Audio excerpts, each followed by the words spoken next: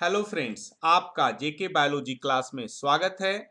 और आज के हम इस वीडियो में प्लांट फिजियोलॉजी के कुछ महत्वपूर्ण पॉइंट को बिल्कुल सरल भाषा में समझेंगे। जैसे ऑस्मोसिस क्या है, ऑस्मोटिक प्रेशर क्या है और रिवर्स ऑस्मोसिस क्या है, और ये ऑस्मोसिस कैसे डिफ्यूजन से डिफरेंट है। काफ़ी लोगों को काफ़ी कन्फ्यूजन होता है, तो इसको आइए हम लोग देखते और समझते हैं। साथ ही साथ हम देखेंगे कि इससे महत्वपूर्ण सवाल क्या क्या पूछे जा सकते हैं। आइए देखते और समझते हैं। तो सबसे पहले हम डिफाइन करेंगे ऑस्मोसिस को। तो ऑस्मोसिस क्या है? Special diffusion of solvent. किसका डिफ्यूजन है? सोलवेंट मॉलिक्यूल्स का डिफ्यूजन है। साथ ही साथ कैसे हो रहा है? Through a semi permeable membrane. Semi permeable membrane की भी आवश्यकता होती है। कहाँ से कहाँ डिफ्यूजन हो रहा है? Low solid concentration to high solid concentration, या इसी को हम लोग बोल सकते हैं दूसरी भाषा में high solvent concentration to low solvent concentration. आप देख सकते हैं ये ग्लास का दो डिफरेंट एरिया को सेपरेटेड किया गया है। सेमी परमेबल मेम्ब्रेन की मदद से क्या किया गया? सेपरेटेड किया गया। और यहाँ पर ब्लैक वाले मॉलिक्यूल्स वाटर मॉलिक्यूल्स है, और साल्ट वाले मॉलिक्यूल बड़े साइज का दिखाया गया है यहाँ पर। तो आप देखेंगे कि ऑस्मोसिस प्रक्रिया के दौरान वाटर मॉलिक्यूल मूव करते हैं, है ना। वाटर मॉलिक्यूल मूव करते हैं। कैसे मूव करते हैं? Low solid concentration to high solid concentration. आप इसमें देख सकते हैं कि सॉलिड का कॉन्सेंट्रेशन क्या है? कम है, और इसमें ज्यादा है। तो आप देख सकते हैं low solid concentration to high solid concentration movement होता है। किसका मूवमेंट होता है? सोलवेंट का, वाटर मॉलिक्यूल का। या दूसरे अर्थों में इसी को हम क्या बोल सकते हैं? High solvent concentration to low solvent concentration movement होता है सेमी पर। तो यहाँ पर देख रहे हैं कि सोलवेंट का कॉन्सेंट्रेशन ज्यादा है, वाटर मॉलिक्यूल्स की संख्या ज्यादा है, तो ये मूव करते हैं high solvent concentration to low solvent concentration, और सॉल्यूट के टर्म में low solute to high solute concentration. सही है। तो हमने यहाँ पर देखा कि ऑस्मोसिस की प्रक्रिया के लिए सेमी परमेबल मेम्ब्रेन रिक्वायर्ड होती है। और यह बात किसकी की जाती है? सोलवेंट मॉलिक्यूल की बात की जाती है ना। सॉल्यूट का ट्रांसपोर्ट नहीं होता है। ठीक है, किसका ट्रांसपोर्ट हो रहा है? सॉल्यूशन में किसका ट्रांसपोर्ट हो रहा है? आप चाहें तो इसको कमेंट बॉक्स में एक बार लिख भी सकते हैं। इससे आपका क्या हो जाएगा? अच्छी तरीके से जानकारी हो कि सोलवेंट मॉलिक्यूल का ट्रांसपोर्ट होता है। चलिए अब आगे बात करते हैं ऑस्मोटिक प्रेशर क्या होता है। ऑस्मोटिक प्रेशर क्या होता है, इस बात को समझने के लिए पहले हम लोग इसको देखें। Minimum pressure required to apply in a solution to prevent flow of pure solvent across the semi permeable membrane. आइए इसको समझते हैं। अगर आपके पास क्या है? प्योर सोलवेंट है, ये आपका दो एरिया है, और ये आपका क्या है? सेमी परमेबल मेम्ब्रेन है। तो क्या होगा? किसी तरह का net flow of solvent molecule आपको देखने को ना मिलेगा। लेकिन जैसे ही अगर आप इसमें क्या है, इस एरिया में आप क्या कर दे रहे हैं? सॉल्यूट को डाल दे रहे हैं, तो होगा क्या कि मूवमेंट ऑफ, है ना, वाटर मॉलिक्यूल सोलवेंट मॉलिक्यूल इस तरीके से आपको देखने को मिलेगा, है ना। और देखने को मिलेगा ही नहीं, और धीरे धीरे क्या वाटर इस ए एरिया में कमने लगेगा और बी में अमाउंट इसका बढ़ने लगेगा। लेकिन आप चाहते हैं कि यह अमाउंट ना बढ़े, इसके लिए अगर आप ऊपर से प्रेशर लगाते हैं पिस्टन की मदद से, तो जैसे पहले वाली स्थिति में थी वैसे ही स्थिति में आ जाएगी। इसे करने के लिए जितना भी अगर आप प्रेशर लगा रहे हैं, उस प्रेशर को हम लोग क्या बोलते हैं? ऑस्मोटिक प्रेशर कहते हैं। ऑस्मोटिक प्रेशर कहते हैं। सही है।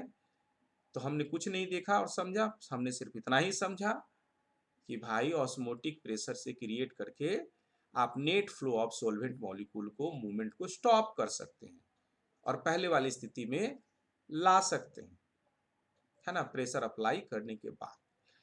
अब अगली कहानी है कि ये ऑस्मोसिस किस पर डिपेंड करेगा। पहला तो प्रेशर ग्रेडियंट पर, दोनों का क्या प्रेशर है, और कॉन्सेंट्रेशन ग्रेडियंट पर निर्भर करेगा। सही है। चलिए तो हम लोग आगे बढ़ते हैं। अब बात करते हैं रिवर्स ऑस्मोसिस को, कि रिवर्स ऑस्मोसिस कहते किसको है। उसके बाद हम इस पे क्या एप्लीकेशन है इसके बारे में भी चर्चा करेंगे। तो आप देख सकते हैं कि आपका साल्ट वाटर है और इधर क्या है, फ्रेश वाटर है।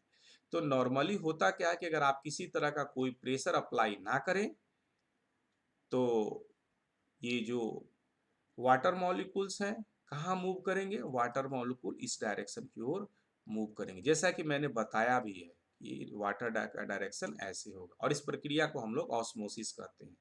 मतलब high solvent concentration to low solvent concentration या लो सॉलिड कॉन्सेंट्रेशन से हाई सॉलिड कॉन्सेंट्रेशन की ओर मूवमेंट हो रहा है।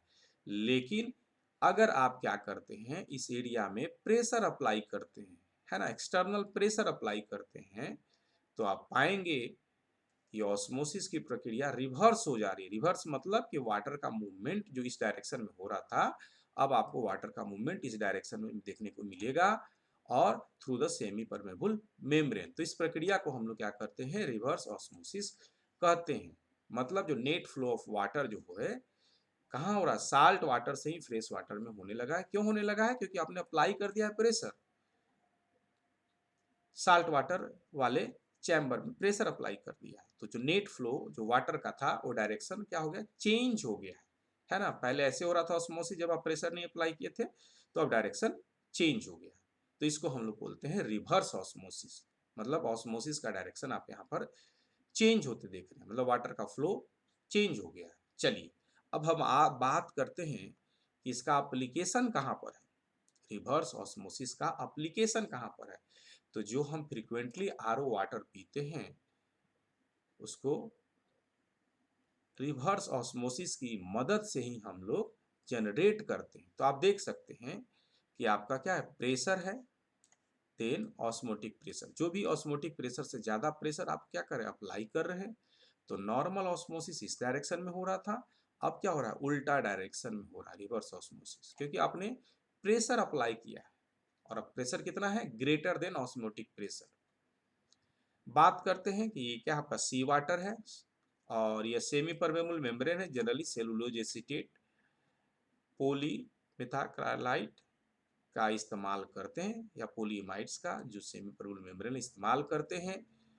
और यहाँ पर प्योर वाटर है, रिवर्स ऑस्मोसिस के दौरान प्योर वाटर जनरेट हो रहा है। ठीक है, जिसको हम लोग रिवर्स ऑस्मोसिस की प्रक्रिया का एप्लीकेशन कर सकते हैं। अब बात करते हैं आगे सवाल को और डिफ्यूजन को बेसिक को समझे। इसके पहले मैं बता देना चाहता हूं, अगर आप किसी भी तरह के बायोलॉजी की कॉम्पिटिटिव एग्जामिनेशन की तैयारी कर रहे हैं, जैसे CSI NET life science, GATE, IIT JAM, MSc BSc या नीट की तैयारी कर रहे हैं, तो आप चाहें तो हमारे साथ जुड़ सकते हैं।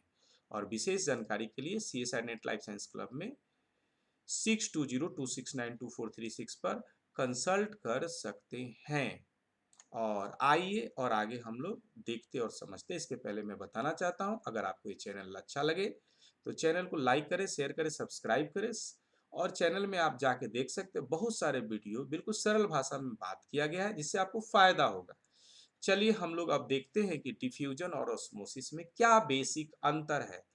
तो डिफ्यूजन में आप देखेंगे कि high to low concentration movement होता है, सॉल्यूट का मूवमेंट होता है। देखिएगा सॉल्यूट का मूवमेंट होता है, तो यहाँ आप देखें हाई सॉल्यूट कॉन्सेंट्रेशन और ये क्या होगा, रैंडमली मूव करना चालू किया। तो इस तरीके से आप देखेंगे कि हाई सॉल्यूट कॉन्सेंट्रेशन से लो सॉल्यूट कॉन्सेंट्रेशन मूवमेंट होगा और इसको हम लोग क्या बोलेंगे, डिफ्यूजन बोलेंगे। साथ ही साथ अगर हम बात करें ऑस्मोसिस की बात करें, तो ऑस्मोसिस में किसका मूवमेंट होता है, सोलवेंट का मूवमेंट होता है। सोलवेंट का मूवमेंट होता है और कैसे मूवमेंट होता है, across the semi permeable membrane, और यहाँ मेम्ब्रेन की कोई जरूरत नहीं होती है। और साथ साथ low solid concentration to high solid concentration क्या होता है, डिफ्यूजन होता है।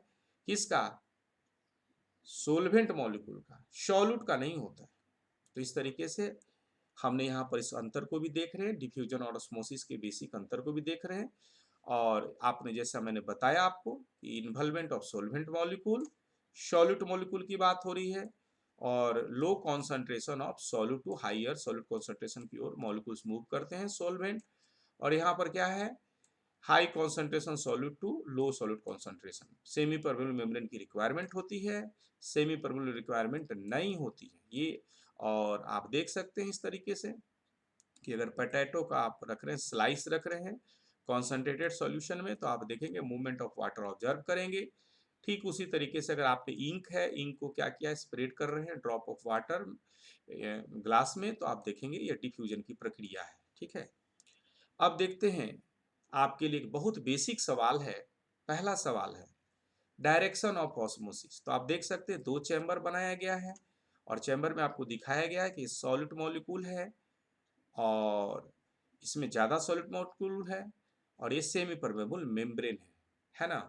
तो पहला सवाल कि किस डायरेक्शन में मूवमेंट आपको देखने को मिलेगा। ठीक है, ए टू बी या बी टू ए, कौन डायरेक्शन में आपको ऑस्मोसिस देखने को मिलेगा, पहला सवाल। दूसरा से किसका ऑस्मोसिस होगा, अगर हम यहाँ पर लिखें ए लिखें सॉलिड को लिए और बी है हमारा वाटर के लिए, तो किसका क्या होगा ऑस्मोसिस होगा, ए का ऑस्मोसिस होगा या बी का ऑस्मोसिस होगा, आपको ये बताना है। तो पहला चीज तो डायरेक्शन बताना है और दूसरा किस चीज का ऑस्मोसिस होगा, सॉल्यूट का या वाटर का, है ना। तो अगर आप चाहें कमेंट बॉक्स में लिख सकते हैं। इस वीडियो में बस इतना ही कुछ है। अगर आपको इस वीडियो को अच्छा लगे तो आप दोस्तों के साथ शेयर कर सकते हैं, लाइक कर सकते हैं, चैनल को सब्सक्राइब कर सकते हैं और कमेंट बॉक्स में अपना कमेंट लिख सकते हैं। हमें नए वीडियो बनाने के लिए इनकरेज करता है। Thank you for watching the video. शिव शू।